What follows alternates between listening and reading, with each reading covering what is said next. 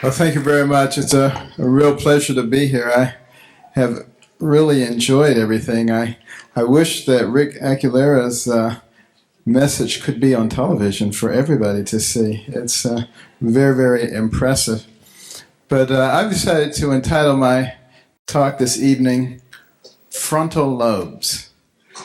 Now, if you look at all the animals that were created, the ones with the biggest frontal lobes are us, human beings. Everybody else has these relatively small frontal lobes. Why are ours so big? Because that's the part of the brain that allows you to engage in rational thought processing. We're the only creatures who have the ability to extract information from the past and the present, project it into a plan, and thereby fashion your own future. And that's because we were made in the image of God. Now, this whole creation evolution controversy has been raging on really since the beginning. Because what is Satan's plan?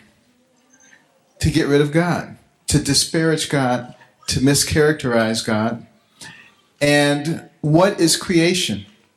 Creation is God's signature, that He created the world and that He created us. This past spring, I was involved in a little bit of controversy at one of the universities, Emory University in Atlanta, Georgia. I was invited to be the commencement speaker. And some of the biology professors heard that I was coming, and they became quite agitated. They were very upset. Started a petition. Did you know that this man believes in creation? How can someone who believes in creation give a commencement address at a university? They thought that was just ridiculous. Interestingly enough, as some of you might know, Emory University has its roots as a Methodist university. At any rate, they started a petition. 500 people signed a petition. And then a counter petition was started. And over 2,200 people signed that. But, the interesting thing is, they said that I said that people who believed in evolution were unethical. And that's not what I said at all. What I said is that people who believe in God and who believe in the Bible can very easily explain from where they derive their ethical philosophies. People who believe in survival of the fittest might have a more difficult time doing that. Because when you believe in survival of the fittest, and you and another person are the only person there, and you're hungry, and you kill them and eat them, well, that's survival of the fittest. That's not necessarily the wrong thing to do. And if you believe as we do, and we get our ethical considerations from God, that would not even be a consideration. So there is a tendency sometimes for the politically correct crowd to reinterpret things according to their own philosophies. Political correctness and evolution is part of scientific political correctness. You're not supposed to believe in God. I remember one of the very interesting times I had is I was invited to be the keynote speaker for the National Society of Science Teachers. 15,000 science teachers at the Philadelphia Convention Center. And I decided to talk about evolution and creation. Well, you would be amazed at how many science teachers actually believe in creation. Many of them actually, I got so many letters and emails who said, this is what I believe too, but I'm just afraid to say it. And, the politically correct crowd in academia is extremely domineering and intolerant of anybody who believes anything different than they do. And if you're a young assistant professor at a major university and you're trying to be promoted and you indicate that you believe in creation, you're in big trouble. There's a very strong chance that you will not be promoted. And in fact, you may well be driven out of the university. Extraordinarily intolerant. And, that's one of the things about PC, and it's one of the reasons that I rail against political correctness so much. People just listen for things that they can be critical of. I remember once I was talking to an audience about the difference between a human brain and a dog's brain. And a man got offended. He said, "You can't talk about dogs like that." People just, they grab onto things and, they start saying, no. I was talking to a group about how the fashion industry has gotten the young ladies to think they're supposed to be so skinny they look like they escaped from a concentration camp. And a Jewish man got offended. He said, "You can't mention concentration camps. That's way too sensitive. It would be as if I said something to you about slavery." And I said, "You can talk about slavery all you want. It doesn't bother me." But, some people just seize upon things and then they can't hear anything else. And, they try to create a big deal out of it. And really, that's what PC does. And if you really stop and think about the founding of this nation, many people came here from other parts of the world because they were trying to escape from people who told them what they could think and what they could say. And here we come reintroducing it through the back door, and it's every bit as malignant as before.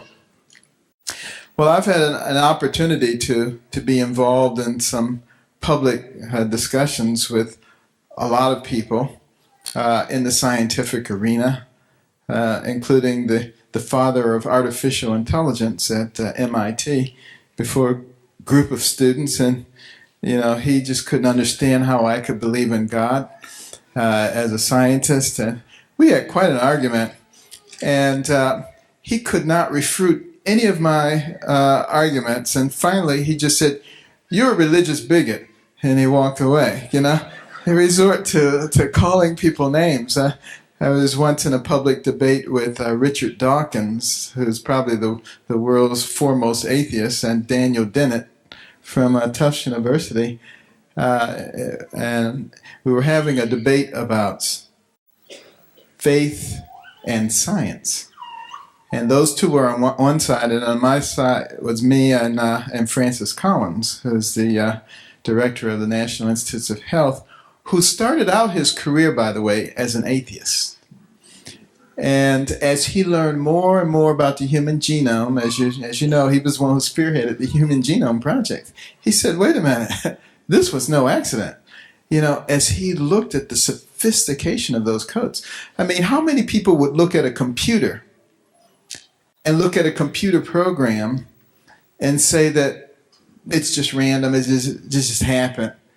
And yet, you take a program like C++ and, a series of zeros and ones can create all kinds of sophisticated commands that a computer can execute. Well, when you look at the genome, you take a series of 4 repeating nucleic acids, which create a template that tells you whether you have a man or a giraffe or an algae or a Drosophila, and what kind of one of those it will be. And it is infinitely more complex than the C++ program for a computer. And that's what Francis Collins recognized as he was becoming the leading authority in this. And it became absolutely clear to him that evolution, in that sense, even if he does believe in a type of evolution, he said it had to have a creator. And interestingly enough, Daniel Dennett and Richard Dawkins, they were just outraged that Francis Collins and myself believed in God. And they said, you can't be a real scientist and believe in that. If you believe in God, you believe in the flying spaghetti monster. They were throwing out all these disparaging remarks. And at the end of the discussion, I said, "You've convinced me of one thing, And that is, I came from God and you came from a monkey. At which time the audience exploded, and that was the end of the conversation. But I also had an opportunity to have a debate publicly with Don Johanson, the famous archaeologist who discovered Lucy. He's an anthropologist, the so-called missing link. And, he shows this all over the world, this little skull with a protruding mandible and a receding forehead. And I said, I'm a neurosurgeon. And I operate on a lot of people who have, deformed skulls and things. And, eventually they die and they get buried. And years later, somebody like you comes along and finds their skull and said they found a missing link, He didn't appreciate that. But I said, why is there just one of them? Why isn't there a whole colony of them? How can you dig up this one little thing and then extrapolate? And that's what those who are creationists tend to do, make these gigantic extrapolations without real evidence of what's going on. But I think perhaps the most important evidence for the existence of God is what happens in our own lives. Our own personal experience with God. There is nothing in any book or any university that compares with your own personal experience. I remember some years ago I was asked if I would come to South Africa to head up a team in an attempt to separate type 2 vertical craniopagus twins. Siamese twins joined at the top of the head facing in opposite directions. And there had been 13 attempts to separate twins like that before, none of which had been successful. So I knew it was going to be a great medical challenge. It was going to be, a big social challenge too, because the operation was going to be done at the Medical University of South Africa at Medusa, the major black teaching hospital, always the stepchild throughout apartheid and the post-apartheid period. This was going to be their chance to stand shoulder to shoulder with Cape Town, Johannesburg, all the other great universities. And I wasn't ready for all that social pressure, and I said, Lord, you're going to have to show me something here. And as I studied the anatomy, it became clear to me that the common drainage system that they shared was narrow centrally. And the traditional neurosurgical literature says you should decide which twin to give the drainage system to, and then divide them over the course of a number of operations, divided in time by several weeks to several months, to allow them to develop collateral circulation. Well, I felt impressed that we could do it in one operation if we concentrated on the area where the vessels were narrowing down, because other vessels would dilate up around those as soon as you took them. And when I explained that to the team, they said, you're the boss, we'll do whatever you want to do. And I remember going to that operating room 2 days before New Year's of '98, big sign over the operating room, God bless Joseph and Luca Banda. And they were having song service and prayer service, and I was thrilled. And I said, can we bring in a stereo system to play inspirational music? 19 hours into the operation, we were only 3/4 of the way finished. The part that remained was so complex. The blood vessels were engorged, adhesed, entangled. It looked impossible. And I thought about the first set of twins that I was involved in, and how we used 60 units of blood. And the second set, 80 units of blood. And as I looked at that complex, I said, there's not enough blood in South Africa to get through this. And we stopped the operation. We went into conference. I suggested maybe we could cover the area over with skin and then come back. And they will have developed enough collaterals that we could now cut through those vessels. And the doctors from South Africa and Zambia said, it's a great idea. Well, I know it would work at Johns Hopkins, but we don't have the ability to keep partially separated twins alive. They'll die. And now I really felt like I had the weight of the world on my shoulders. I didn't have all my fancy equipment. I had my surgical loops, my scalpel, and a prayer on my lips. And I said, Lord, it's up to you. And I went in there and started cutting between those blood vessels that were so thin, you could see the anesthetic bubbles coursing through, just daring you to make a nick in them. And, it's like trying to untangle a bowl of spaghetti. And I just kind of zoned out. I don't even remember what I was doing, to be honest with you. But all the other neurosurgeons afterwards said, we couldn't believe what you were doing. But when I made the final cut that separated those twins, over the stereo system came the Hallelujah Chorus. And everybody had goosebumps. And when we finished that operation, after 28 hours, one of the twins popped his eyes open and reached up for the endotracheal tube. The other one did the same thing. By the time we got to the ICU, within 2 days they were extubated. Within 2 weeks they were crawling. And today they're in the 10th grade.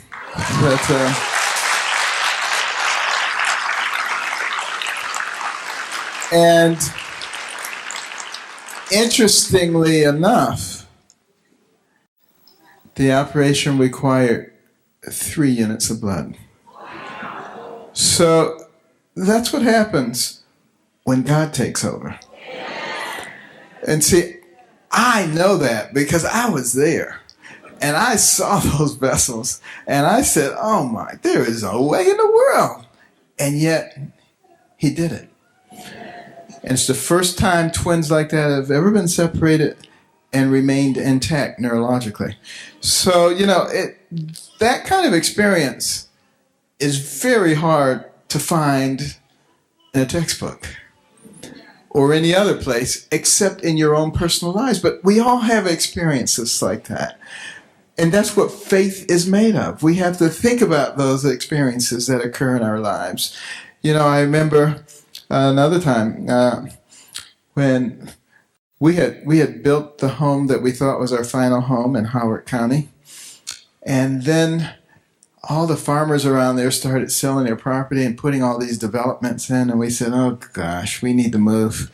So we bought a farm with lots of acreage so that could never happen again. But the problem was we couldn't sell our other house. And I said, Lord, I pay my tithe. And, I do all this stuff. So how come we can't sell this house? Every time we would get a contract on it and it looked promising, and then it would fall through. For 5 years. It stayed on the market for 5 years. And it was during the time when the housing bubble was going on. Houses were being bought and sold like crazy. The prices were escalating. I have a very good friend. He's a real estate developer. He develops real estate all over the country. And he was trying to find a piece of real estate for me to invest in that would be perfect, that I wouldn't have to invest any time in, that would provide a good income. And he looked for years, and he couldn't find a perfect thing. And then another friend told me about something called a 1031 exchange, where if you sell a piece of property and you get excess profit from it, and you can roll it over into another property within 45 days of the time that you sell it, then you don't have to pay excessive taxes on it. Well, wouldn't you know, he found the perfect property just after I found out about the 1031 exchange, and within 45 days, the house sold for more than twice as much as we put it on the market for before. So there I was sitting there accusing God of not blessing me, when in fact he was blessing me far beyond what I thought.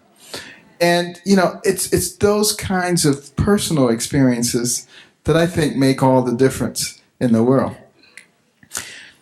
But why is it that people try so hard to get rid of God? You go back to the very first chapter in the Bible. And, I'm not a hard and fast person who says the earth is only 6,000 years old. But I do believe in the six-day creation. And because, it says in the beginning, God created heaven and earth.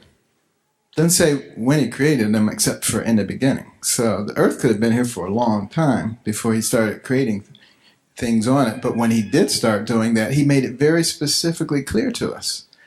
The evening and the morning were the next day.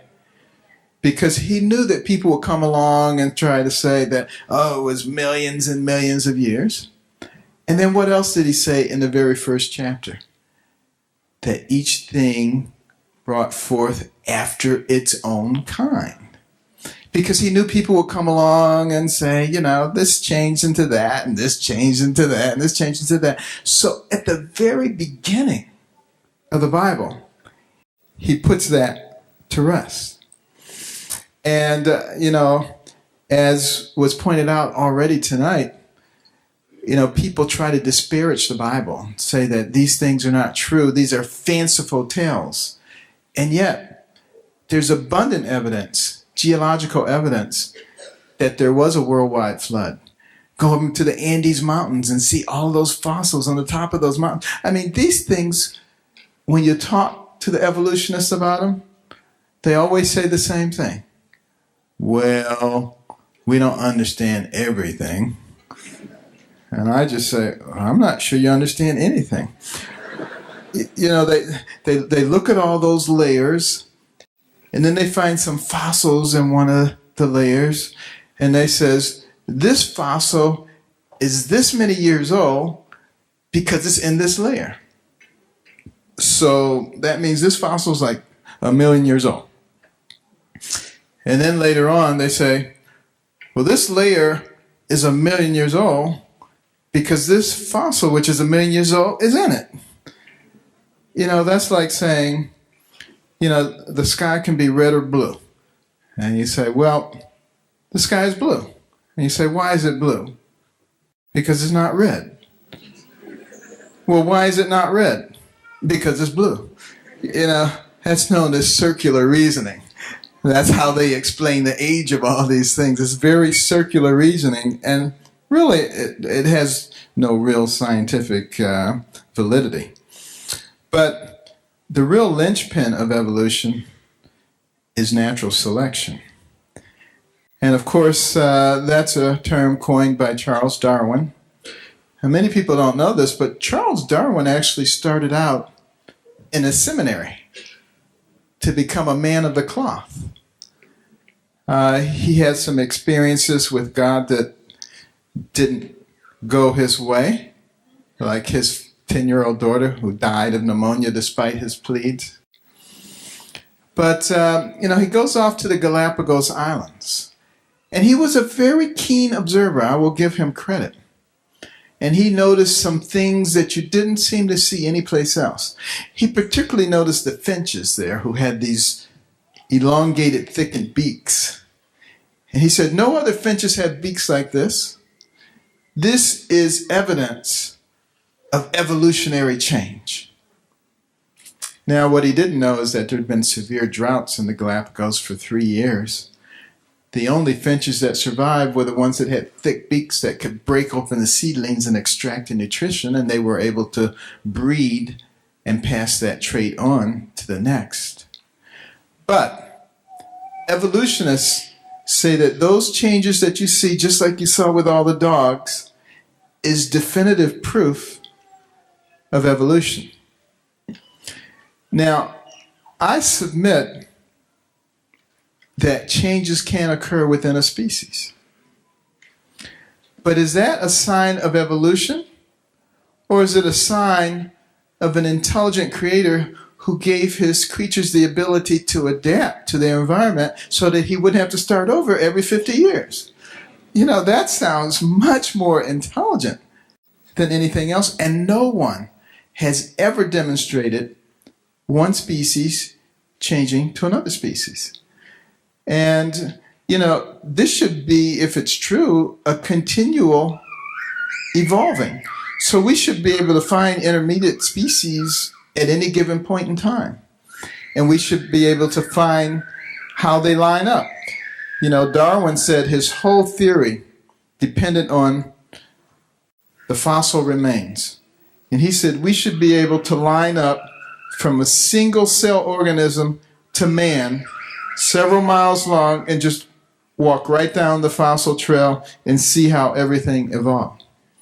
And he said the only reason they didn't have the fossils is because they were not geologically sophisticated enough, but that we would be in 50 to 100 years.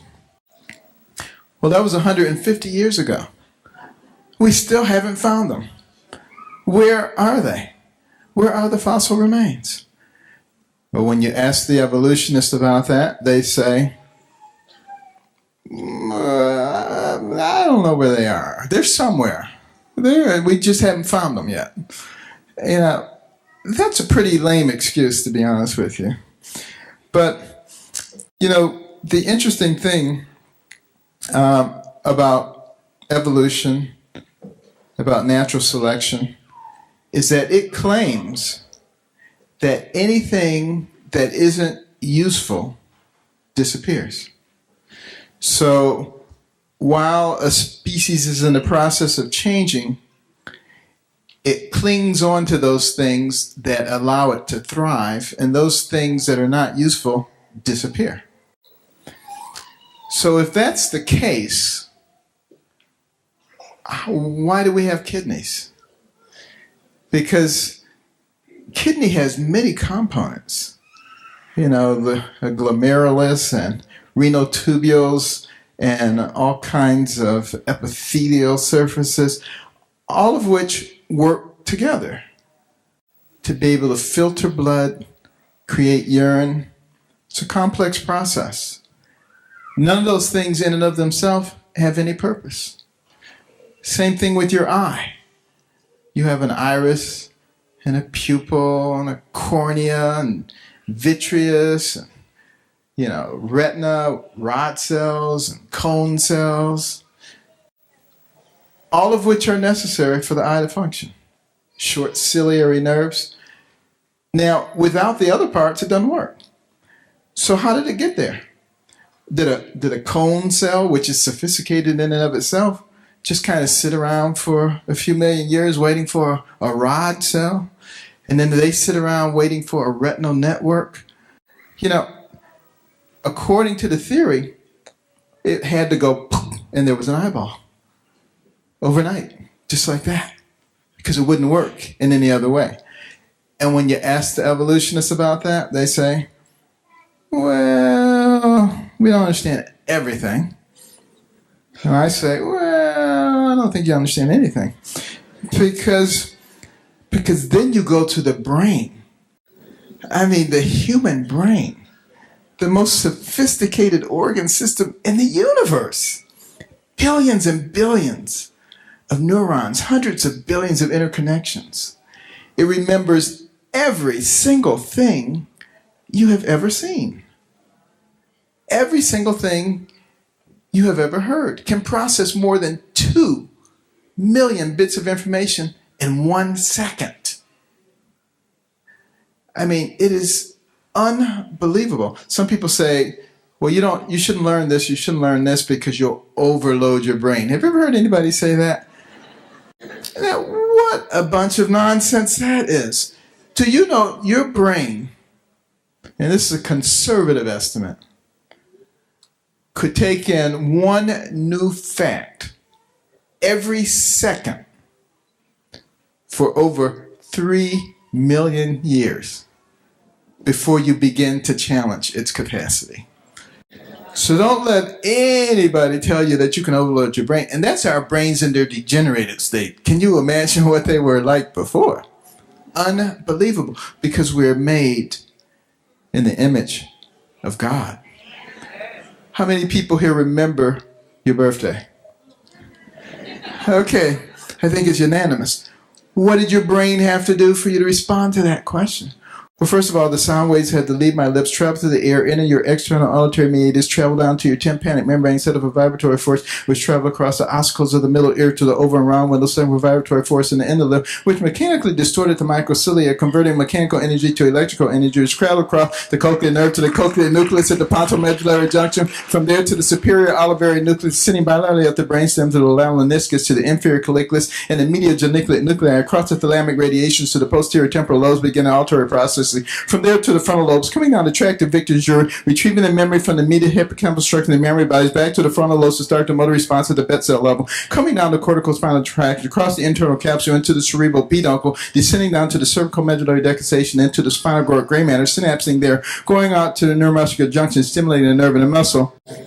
So you can raise your hand.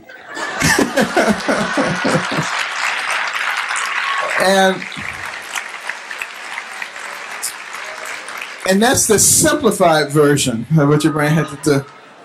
See if you can get one of those rap singers to do that. But, you know,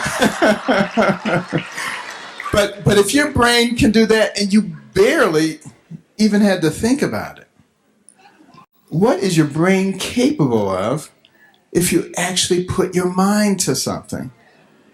And someone wants to tell me that that came from a slime pit with a bunch of promiscuous biochemicals? Give me a break. You know, that really stretches the limits of credulity. Well, now what about the Big Bang theory? I find the Big Bang really quite fascinating.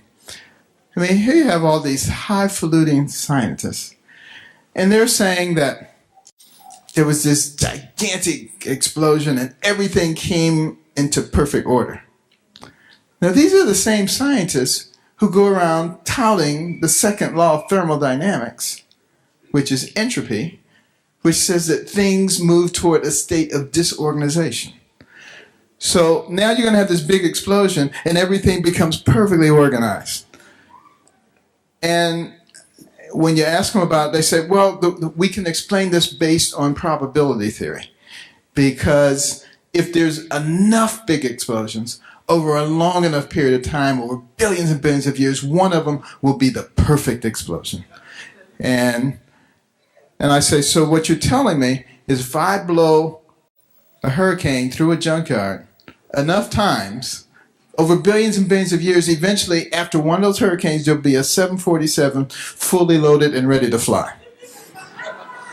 Well, but I mean, it's even more ridiculous than that, because our solar system, not to mention the universe outside of that, is extraordinarily well organized to the point where we can predict 70 years away when a comet is coming. Now, that type of organization to just come out of an explosion, I mean, you want to talk about fairy tales. That is amazing. And then even if you want to use their own scientific theories, you know, you've got this mass spinning and then it explodes. In physics, we have something we call angular momentum, and it is preserved. So it should be preserved in any orbit of anything that is affected by gravity around a planet, which means everything has to traverse in the same direction. Well, it doesn't. There are many planets that have satellites and moons that go in opposite directions. So that doesn't work with angular momentum. And there are a whole series of things. What about all the debris from the billions and billions of explosions that were not perfect? Where's that? I mean, we should have been bombarded constantly by all this debris coming down. We're not seeing it. So, you know, there's a lot of things there that really require an enormous amount of faith. And really what it boils down to is, where do you want to put your faith? In man or in God? Which one makes more sense? And I constantly say, you know, I'm a person of limited faith. I really don't have enough faith to believe that stuff that they say. I mean, that is really beyond belief in terms of the number of coincidences that have to occur and the number of things that have to violate even their own principles in order for it to work. And then here's what's also fascinating. This nation, the United States of America, one of the few nations in history to claim God in their founding documents. We talk about in our Declaration of Independence, certain inalienable rights given to us by our Creator. Every one of our coins Every one of our bills says, "In God we trust." Now I want you to think about something. This nation has had a profound effect on the world. Before the United States of America came on the scene, for 100 years, 200 years, 1,000 years, 3,000 years, people did things the same way. Crops ready, you put them on the cart, hooked up your mules, took them into town, sowed the crop. Within 200 years of the advent of this nation, which believed in God, men were walking on the moon.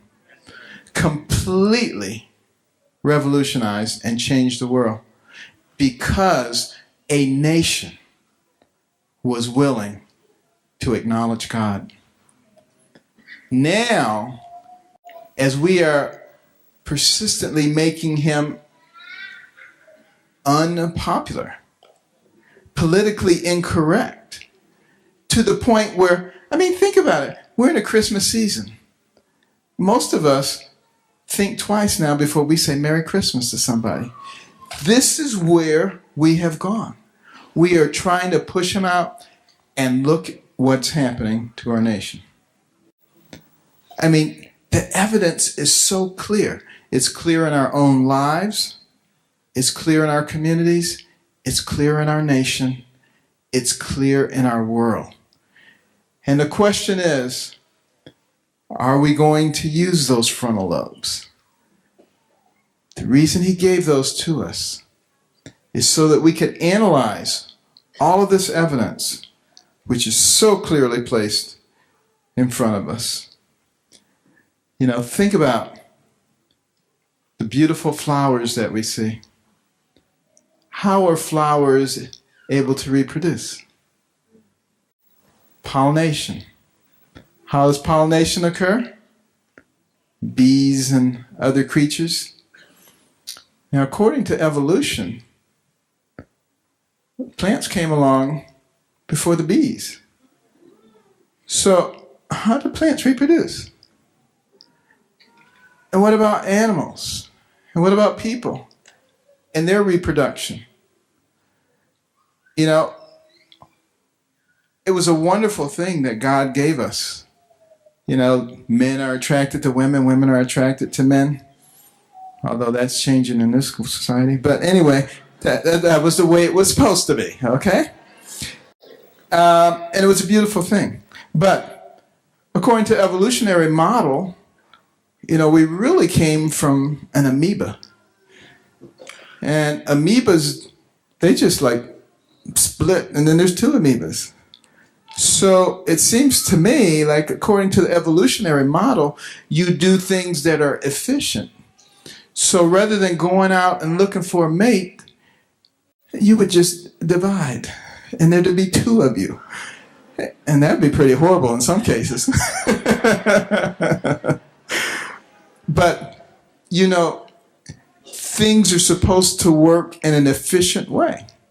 So according to the evolutionary model, we would be less pugilistic, and we'd be much more logical. We'd be much more creative. We wouldn't be going around fighting each other and cutting off people's heads anymore, because that stuff would have been extinguished and we would have evolved into something much better. According to the creation model, in which we have an adversary, it's very easy to explain. Why people act that way is because they have choice and because there is an adversary out there. So again, these are things where we're using that logic. We're looking at the two different points of view. How are things done? And we are the ones who get to make the choice. But I think the most powerful evidence is the fact that we are creative. The fact that we are compassionate. And the fact that we can manifest love. Where did that come from? In the evolutionary model. Why is it somebody's drowning? For the most part, you're not just going to walk by. You're going to try to throw them something. If you can swim, you're going to jump in and save. That doesn't work in the evolutionary model. Because the evolutionary model says survival of the fittest. You would just say, do that and just keep walking. Now, some people do that. But, most people,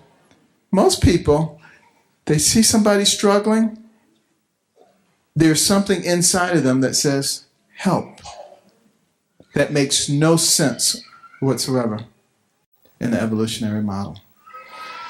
So we should be extraordinarily thankful for the example that has been given to us, for the fact that the creator of the universe, think about that power.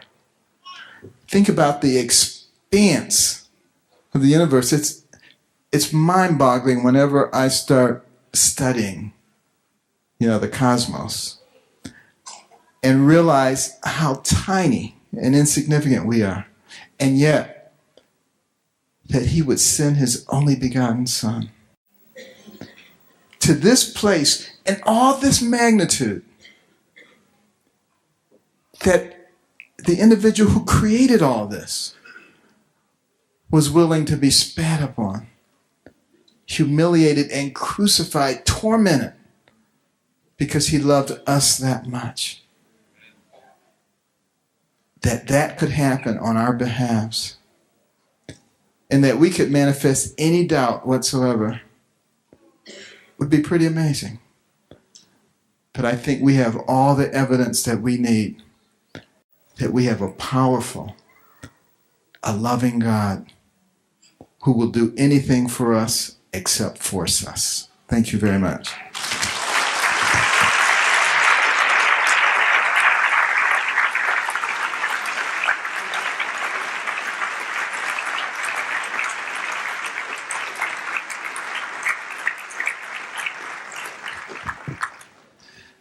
We have time for a few questions. If you have questions for Dr. Carson, we'd like to entertain a question or two speaking to the issue of creation. Does anyone have a question they'd like to ask? Yes, young man. Well, I don't get how, sometimes I should believe it that science way that people understand they created. But then, when I heard this, I was like, what's that true? The God way or the scientific way? I don't know. Brilliant. Brilliant. Just in case you didn't hear that question was, sometimes it's really hard. When we're in school, and I remember this being the case when I was in school, Dr. Carson, we sit in science class and science promotes one way of thinking, and yet we hear a presentation like we've heard tonight and we hear a completely different way of thinking. What should we believe? Well, first of all, I think it's quite evident from what you've seen tonight. It takes faith to believe in God. It takes faith to believe in evolution. I think it takes a lot more faith to believe in evolution than it does to believe in God. But they both require faith. And the fact of the matter is, they're both religion. And if we really were to put a litmus test on them, and we said we can't teach religion in school, we wouldn't be able to teach evolution either. But the fact of the matter is, we have to look at things based on what makes sense. And, you look at the geological layers, it makes perfectly good sense that was done by a worldwide flood. You look at the fact that there are crustaceans on the top of the Andes Mountains, it makes perfectly good sense that there was a flood. And, it's really a matter, again, of using the frontal lobes, analyzing the stuff, seeing how it compares with what God has said, with what man has says. You don't find inconsistencies with the way God said it. You find a lot of inconsistencies with the way man had said it. Thank you very much. Yes, one other question here. All the scientists accept evolution when it has not completed. All is still a theory. It is not a fact. It's not scientific fact. Well, again, interestingly enough, this is a relatively modern science concept. Before Darwin came along, it wasn't. Scientists like Sir Isaac Newton, considered one of the most scientific minds ever, inventor of calculus, so many things. Strong belief in God, big mission outreach. Einstein, when you think about genius, what would the word would you come up with? Einstein. He believed in God. You know, a lot of people believed in God, but I personally believe that this theory that Darwin came up with was something that was encouraged by the adversary. And it has become what is scientifically, politically correct. Amazingly, there are a significant number of scientists who do not believe it, but they're afraid to say anything. And one of the things that I'm hoping to do over the next few years, one of the books coming up on my docket is called The Organ of Species. Not the origin of species, the organ of species. And we're going to talk about the organs of the body and how they completely refute evolution and several other things as well. So that people who are believers will have something they can grasp onto that is done in a way that's not too technical, because, you know, when you look at a lot of the creationist stuff, they use technical terms to define technical situations, and you don't know any more than you knew when you started reading them. So, you know, you have to break it all down so that people can have a really good understanding of it. And I think when there's a lot of people who have a good understanding of it and they can put up a decent argument, I think we'll begin to make some progress. I see a young person with a hand right here. Final question for the evening. What's your question?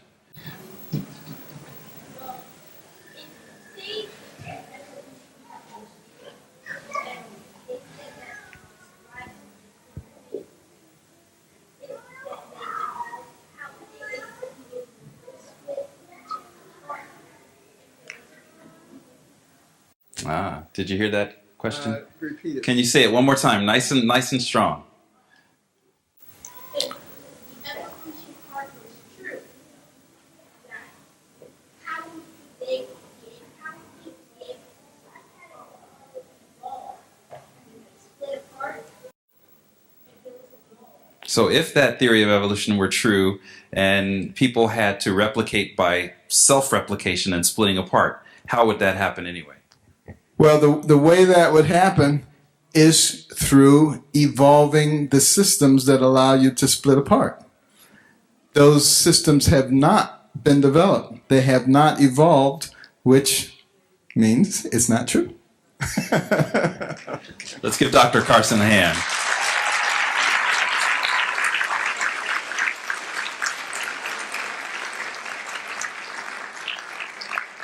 With this presentation, we bring to a close our celebration of creation. And why do we have a celebration of creation? Because we believe that there's immense value in understanding our Creator. Our prayer for you is that you would develop a relationship with your Creator, to know your Creator more deeply.